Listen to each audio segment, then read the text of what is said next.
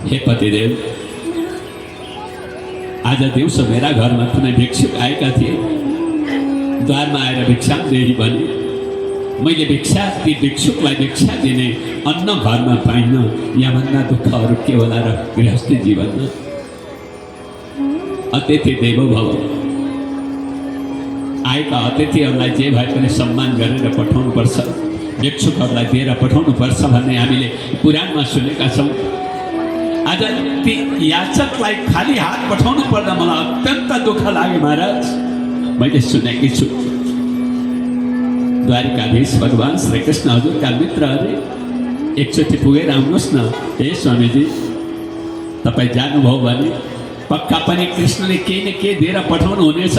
कमसे कम एक छाक मात्रै भए पनि मेरा छोराछोरीहरूले भरपेट खाएर सुत्न पाउनेछन्। भोकै सुताएकी छु।